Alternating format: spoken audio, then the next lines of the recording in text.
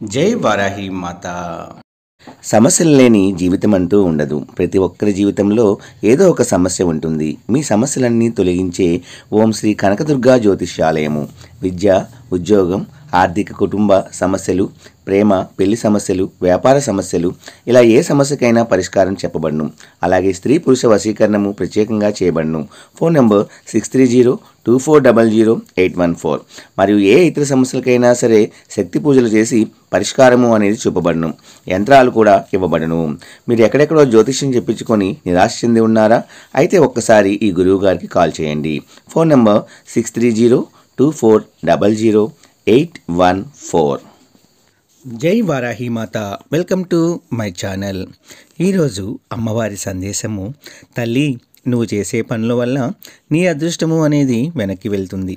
చింతించకు, నీ అదృష్టాన్ని తిరిగి మళ్ళీ నీ దగ్గరికి తీసుకొస్తాను అని వారాహి అమ్మవారైతే చెప్తున్నారండి. మరి వారాహి అమ్మవారు ఏం చెప్తున్నారో, ఎలాంటి మాటలు చెప్తున్నారో వారాహి అమ్మవారి మాటల్లోనే విందామా అండి. ఎవరైనా మన ఛానల్ని కొత్తగా చూస్తున్న వారైతే please like, share and subscribe and support my channel. Video కనుక మీకు నచ్చినట్లయితే ఒక చిన్న లైక్ ఇచ్చి సపోర్ట్ చేయండి ఫ్రెండ్స్. అలాగే 10 మంది మిత్రులకు కూడా షేర్ చేయండి. ఈరోజు అమ్మవారి సందేశము: తల్లి, ఇప్పుడు నువ్వు చేసే కొన్ని తెలియని పనుల వలన నీకు రాబోతున్న అదృష్టం కూడా వెనక్కి వెళ్ళిపోతుంది. అది నీకు తెలియలేదా అని ఇప్పటికే తెలిసి ఉంటే ఈరోజు మంచి వార్త చెప్పడానికి వచ్చాను తల్లి. నీ సమస్యలన్నిటికీ పరిష్కారం చూపుతాను. నీకున్న కర్మఫలాన్ని తొలగించి నీకు నచ్చిన అదృష్టాన్ని తీసుకొస్తాను. ఇప్పుడు నీ చుట్టూ ఎన్నో జరుగుతున్నా దానికి కారణం ఏదైనా, ఎవరైనా సరే పట్టించుకోకు. ఎందుకంటే నువ్వు విజయానికి వెళ్ళే దారిలో ఎన్నో కుక్కలు నిన్ను చూసి మురుగుతూ ఉంటాయి. వాటన్నిటికీ నువ్వు సమాధానం చెబుతూ ఉంటే నువ్వు సమయానికి విజయానికి చేరుకోగలవా? లేదు కదా. అలాగే నీ ఎదుగుదలను చూసి ఎవరైనా ఎన్ని అన్నా సరే నువ్వు పట్టించుకోకు. అన్నిటినీ నాకు అప్పగించి అన్నిటినీ నేను సరిచేస్తాను. నీకైన రోజులు నీ దగ్గరకు రప్పిస్తాను తల్లి. ఇప్పుడు నీ మనసు గందరగోళంగా ఉంటే దానికి కారణం ఏంటో తెలుసా? నువ్వే తల్లి. ఏంటి అమ్మా, నా మనసును నేనే పాడు చేసుకుంటున్నానా? నా ప్రశాంతను నేనే పాడు చేసుకుంటున్నానా? ఏంటి మీరు అనేది? నేను ఎందుకు అలా చేస్తాను అని అడుగుతున్నావా? ఒక్కసారి నేను చెప్పేది విని ఆ తర్వాత సమాధానం చెప్పు తల్లి. నీ అనవసరమైన ఆలోచనల వల్లే నువ్వు ప్రశాంతతను కోల్పోతున్నావు. లేనిపోని కష్టాలను నువ్వే కొని తెచ్చుకుంటున్నావు. ఎందుకు ఇలా చేస్తున్నావు? చేయని తప్పుల గురించి బాధపడుతున్నావు. చుట్టుపక్కల వల్ల ఏమనుకుంటున్నారో అని అతిగా ఆలోచిస్తున్నావు. నిజమే కదా, ఇది ముమ్మాటికి నీ తప్పే కదా. దీనివల్లనే తల్లి నువ్వు ప్రశాంతతను కోల్పోతున్నావు. నిజమేనా? అవును వారాహి అమ్మ, వీటి వల్లనే నేను ప్రశాంతతను కోల్పోతున్నాను. ఈ ఆలోచన నుంచి అసలు బయటపడలేకపోతున్నాను అని అంటున్నావు కదా. ఎలా అయినా సరే మీరే నాకు సహాయం చేయాలి అని అడుగుతున్నావు కదా. తల్లి, నువ్వు అనవసరంగా ఇలా ఆలోచించడం వల్లనే నీ లక్ష్యంపై దృష్టి పెట్టలేకపోతున్నావు.